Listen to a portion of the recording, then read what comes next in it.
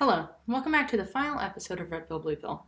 Thank you for taking the time to watch this far. We've covered several topics, and finally, we're going to discuss some ways that therapists will treat and address your pain. One of the methods for managing pain and symptoms is through manual intervention and hands-on techniques. It's important not to confuse this with massage. Whereas it is similar, it's not identical. Manual hands-on work by a therapist will involve taking the time to investigate how different tissues, from the skin down through muscles, ligaments, tendons, and even to the capsules surrounding each joint and the joint surfaces themselves, they're going to take a look at how those are moving and how they could possibly move differently to help you move differently and more effectively while also decreasing your pain. Manual therapy can be helpful for decreasing pain and calming down that nervous system so that additional interventions and activities can be performed. It's helpful for some short-term relief so that more long-term changes can be made. Your therapist may use modalities. These are things like electrical stimulation, TENS units, or hot packs. These are just a few. Again, the goal here is to help calm down that nervous system and knock down some of that pain so that you can do activities for long-term results. Besides those, a good therapist is going to start introducing you to movements and exercises, being mindful of your pain and how your body responds.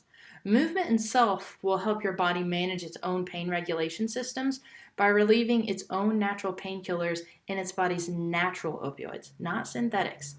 These are not addictive. Two forms of exercise are especially good for this: aerobic exercise, so getting your blood flowing and your heart rate up, and resistance exercises. Now, please don't hear me saying that on day one your therapist will have you running on a treadmill or doing deadlifts. They won't. What they will do is find ways to get your blood flowing, and then eventually in later treatments, or when your body can handle it, they'll add some resistance to the movements. Both of these forms of exercises have been proven to be extremely effective in helping lower pain. Additionally, there are some other more specialized techniques that can be used when it seems like there might be more of a nervous system involved than perhaps just muscles and bones and how the brain is responding.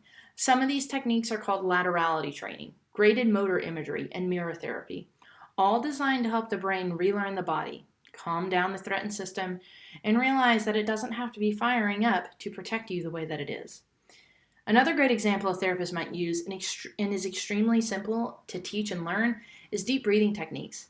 This helps calm down the system and helps your brain literally take a breath and de-stress. If you haven't tried it, take a look on YouTube for a 6 breath minute cycle. I've included a link for the one that I particularly use myself that I found to be extremely effective. So I hope you found this information in this video and the entire series as you've watched this long helpful and enlightening. I've enjoyed taking this red pill and tumbling down the rabbit hole and learning about pain, what it is, and how we can effectively treat and manage it.